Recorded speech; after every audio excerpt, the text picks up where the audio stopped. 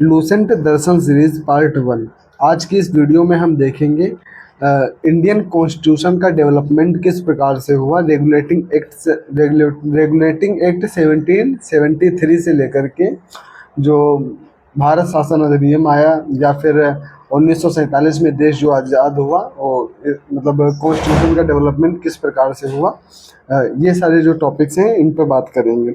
अगर पृष्ठभूमि की बात करें तो 1757 के जो प्लासी की लड़ाई हुई और 1764 का जो बक्सर का युद्ध हुआ, इसके जीत के बाद में जो ब्रिटिशर्स थे इन्होंने बंगाल पर अपना आधिपत्य स्थापित कर लिया। उसी के बाद में एक्ट सारे पारित होते हैं।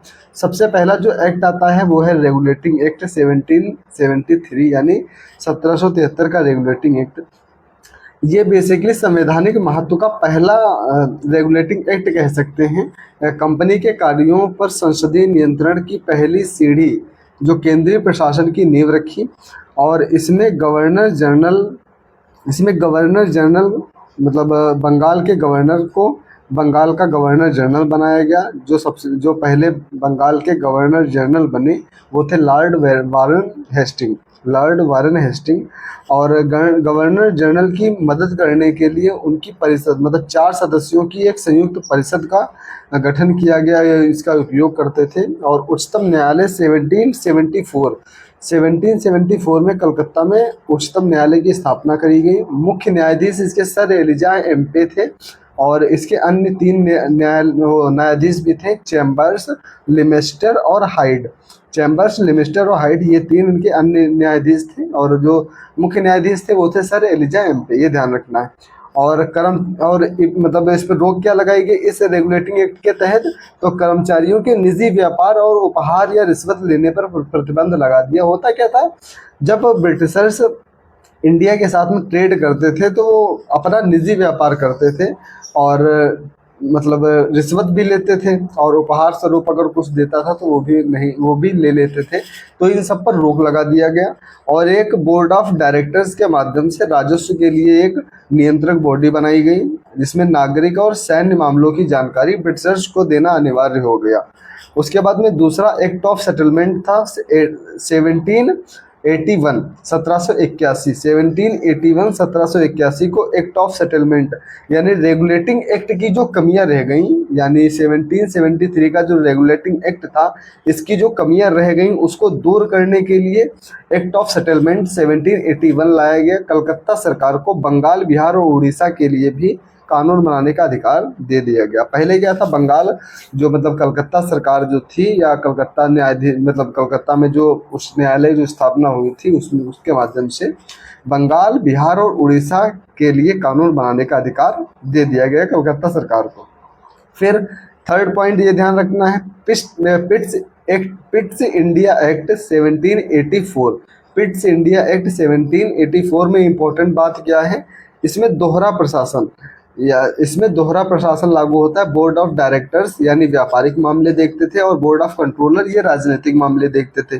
तो बोर्ड ऑफ कंट्रोल ये राजनीतिक मामले देखते थे, बोर्ड ऑफ डायरेक्टर्स ये व्यापारिक मामले देखते थे। फोर्थ जो इम्पोर्टेंट है वो है चार्टर अधिनियम 1793।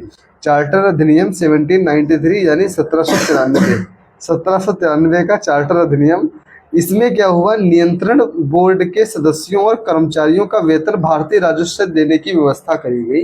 पहले क्या होता था, जो वेतन था या मतलब ब्रिटिश सदस्य जो थे उनका जो मतलब वेतन होता था वो ब्रिटिश राजस्व के माध्यम से दिया जाता था। लेकिन चार्टर अधिनियम 1793 यानी 1793 का जो चार्टर अधिनियम आया इसके माध्यम से नियंत्रण बोर्ड के जो सदस्य थे और कर्मचारी थे इनका वेतन भारतीय राजस्व से देने की व्यवस्था करी गई कि भारत से जो रेवेन्यू हमें जनरेट होता है उसी के माध्यम से जो नियंत्रण बोर्ड के सदस्य हैं या जो जितने भी लेबर्स हैं, कर्मचारी हैं, इनका वेतन इंडियन रेवेन्यू के माध्यम से ही होना चाहिए।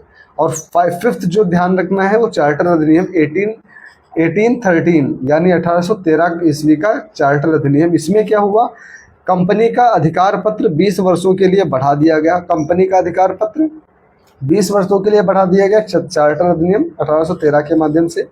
और व्यापारिक एकाधिकार समाप्त कर दिया गया। कंपनी से कहा गया अब तुम व्यापार नहीं कर सकते हो।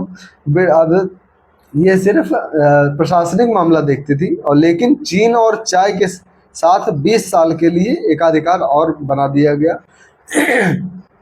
मतलब चीन और चाय के साथ में 20 साल तक व्यापार कर सकते हैं, और व्यापारिक एकाधिकार समाप्त कर दिया गया। आप प्रशासनिक काम ही देखेंगे ब्रिटिश ईस्ट इंडिया कंपनी जो है वो। और सभी ब्रिटिश नागरिकों के लिए व्यापार खोला गया। अब पहले क्या था कि ईस्ट इंडिया कंपनी की मोनोपोली थी, कि मतलब ईस्ट इंडिया कंपनी के अलावा और कोई ब्रिटिश कंपनी इंडिया के साथ में ट्रेड नहीं करेगी। लेकिन चार्टर अधिनियम 1813 यानी 1813 का जो चार्टर अधिनियम था, इसके माध्यम से ब्रिटिश के सभी नागरिकों के लिए व्यापार का रास्ता इंडिया में खोल दिया गया। और चार्टर अधिनियम 1813 से ही ईसाई पादरियों को आज्ञा दी गई, आज्ञा लेकर ये भारत में आ सकते थे और ईसाई धर्म का प्रचार प्रसार कर सकते थे, ये भी प्रावधान किया गया। चार्टर अधिनियम 1833 मोस्ट इम्पोर्टेंट अधिनियम है। इसमें कंपनी का पूर्ण अंत हो गया, मतलब कंपनी का व्यापारिक अधिकार पूरी तरह समाप्त कर दिया गया। अब कंपनी जो थी ये सिर्फ शासन कर सकती थी, या कंपनी को अब सिर्फ ही शासन ही करना था। पद परिवर्तन हुआ। बंगाल का गवर्नर जो था भारत का गवर्नर जनरल बन गया। बंगाल का जो गवर्नर जनरल था अब भारत का गवर्नर जनरल बन गया चार्टर अधिनियम 1833 के माध्यम से। और विधिक परामर्श के लिए एक परिषद का गठन हुआ विधि सदस्य के रूप में, जो चौथा सदस्य शामिल है। और दास प्रथा विधि विरुद्ध घोषित किया गया। 1843 में पूर्ण उन्मूलन किया गया। चार्टर अधिनियम 1833 का जो था, इसमें दास प्रथा को विधि के विरुद्ध घोषित करा गया। और 1843 में दास प्रथा का पूर्ण उन्मूलन किया गया। और धारा 87 यानी धर्म, जन्मस्थान, मूलवंश या रंग के आधार हेतु अयोग्यता का अंत, ये इसमें था। बजट, गवर्नर जनरल को पूरे देश के लिए एक ही बजट तैयार करने का अधिकार दिया गया। जो भारत का गवर्नर जनरल बनाया गया, ये दरअसल पूरे देश के लिए एक ही बजट तैयार करेगा, यह बताया गया। और 1833 का जो चार्टर अधिनियम है उसमें विधि आयोग 1834 में लॉर्ड मैकाले की अध्यक्षता में प्रथम गठन किया गया विधि आयोग का। और 7th है चार्टर अधिनियम 1853, चार्टर अधिनियम 1853। सब पहली बार जो मतलब जितने भी रिक्त पद होते थे, पदों को भरने के लिए कंपटीशन एग्जाम या कह सकते हैं प्रतियोगी परीक्षाओं शुरुआत करी गई। 1854 में मैकाले समिति की नियुक्ति की गई, इसी के थ्रू होता था। शक्तियों का पृथक्करण यानी शक्तियों का अलगाव। गवर्नर जनरल की परिषद विधायी और प्रशासनिक कार्यों को अलग किया गया। 6 नए पार्षद विधान पार्षद जोड़े गए। भारत शासन अधिनियम 1858, यहाँ से आप देख रहे हैं अधिनियम स्टार्ट हो रहे हैं। 1858 का भारत शासन अधिनियम। कंपनी से ब्रिटिश क्राउन को ट्रांसफर हुआ। ऐसा क्यों हुआ? 1857 की क्रांति हुई थी। क्रांति क्यों हुई थी? बेसिकली मेन कारण था, मतलब लैंड रेवेन्यू ज़्यादा होता था, कोई भी सिस्टमेटिक रूल नहीं था, कभी भी टैक्स बढ़ जाता था, बहुत ज़्यादा दिक्कतें हो रही थी। किसान बहुत ज़्यादा, मतलब लेबर्स को जितनी सैलरी मिलनी चाहिए उतनी नहीं मिल रही थी। और जो लैंड होल्डर्स थे वो भी बहुत प्रॉब्लम में आ रहे थे। तो इन सभी की वजह से 1857 की क्रांति होती है। उसके बाद में ब्रिटिश क्राउन को ट्रांसफ़र हो जाती है कंपनी की, मतलब इंडियन जो रूल था वो ब्रिटिशर्स का ईस्ट इंडिया कंपनी से ब्रिटिश क्राउन के हाथ में चला जाता है। फिर सेक्रेटरी ऑफ स्टेट भारत सचिव, ब्रिटिश मंत्रिमंडल में एक सदस्य की नियुक्ति हुई जो ब्रिटिश संसद के प्रति उत्तरदायी था, ये जिसको भारत सचिव या सेक्रेटरी ऑफ स्टेट बोला गया। फिर भारत परिषद 15 सदस्यों का सृजन किया, 8 ब्रिटिश सरकार के और 7 कंपनी के निर्देशक मंडल से थे। ये 15 सदस्यों का सृजन, भारत परिषद का गठन किया गया, 8 ब्रिटिश सरकार के थे, 7 कंपनी के निदेशक मंडल के थे। पद परिवर्तन, गवर्नर जनरल अब वायसराय कहलाया। जो गवर्नर जनरल था ये अब वायसराय कहलाया, और पहला वायसराय लॉर्ड कैनिंग। भारत का प्रथम वायसराय कौन था? भारत का प्रथम वायसराय लॉर्ड कैनिंग था। मुगल सम्राट का पद और बोर्ड ऑफ डायरेक्टर और बोर्ड ऑफ कंट्रोलर को समाप्त कर दिया गया। Board of directors, board of control और मुगल सम्राट का पद, मतलब अब कोई भी मुगल सम्राट नहीं रहेगा। मुगल सम्राट, मुगल कौन थे, मुगल्स कौन थे, आप हिस्ट्री में पढ़ते हैं मेडाइवल में। ये सारी चीज़ें किस अधिनियम के तहत हो रही थी? 1858 के तहत हो रही थी। 1858 में कौन कुछ चीज़ ध्यान रखनी है? एक तो कंपनी, मतलब कंपनी से ब्रिटिश क्राउन के साथ में सत्ता का हस्तांतरण हुआ। 15 सदस्यों का सृजन करके भारत परिषद का गठन हुआ। 8 ब्रिटिश सरकार के थे, 7 कंपनी के निदेशक मंडल के थे, और गवर्नर जनरल का पद बदलकर अब वायसराय कर दिया गया। वायसराय, पहले वायसराय कौन थे? लॉर्ड कैनिंग थे। और मुगल सम्राट का पद, बोर्ड ऑफ डायरेक्टर्स और बोर्ड ऑफ कंट्रोल, इनको समाप्त कर दिया गया। फिर भारत परिषद अधिनियम 1861। भारत परिषद अधिनियम 1861 विभागीय प्रणाली, लॉर्ड कैनिंग के द्वारा प्रारंभ करी गई विभागीय प्रणाली और ऑर्डिनेंस। वायसराय को पहली बार शक्ति मिली 6 महीने, अवधि कितनी थी? 6 महीने। वायसराय को पहली शक्ति मिली, यानी ऑर्डिनेंस, अध्यादेश जारी करने की शक्ति, ऑर्डिनेंस पास करने की जो शक्ति है, पहली बार ये 1861 के भारत परिषद अधिनियम के तहत मिली थी। 1873 का अधिनियम व शाही उपाधि अधिनियम 1876 का, इसमें 1873 ईस्ट इंडिया कंपनी को कभी भी भंग करने का प्रावधान लागू किया गया। 1 जनवरी 1884 को भंग की गई थी औपचारिक रूप से। और 1876 वायसराय की परिषद में 6ठा सदस्य लोक निर्माण विभाग शामिल किया गया। महारानी विक्टोरिया भारत की सामग्री घोषित करी गई 28 अप्रैल 1876 को।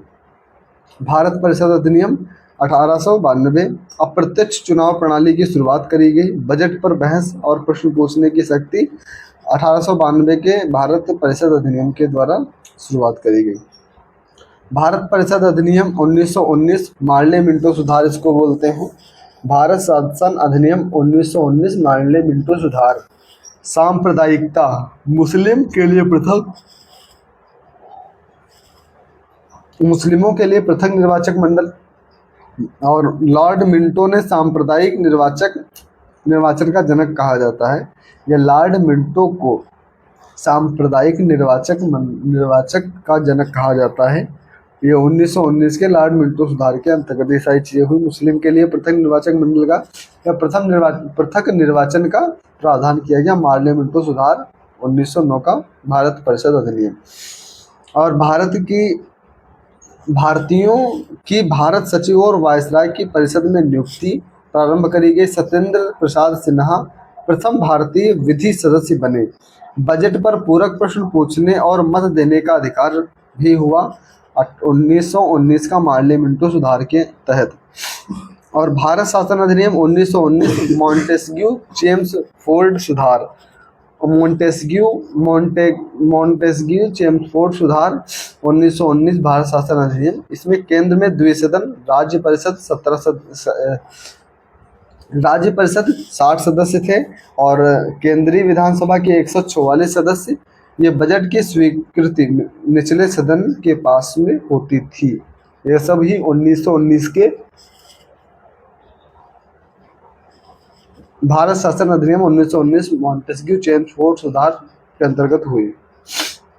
और 1919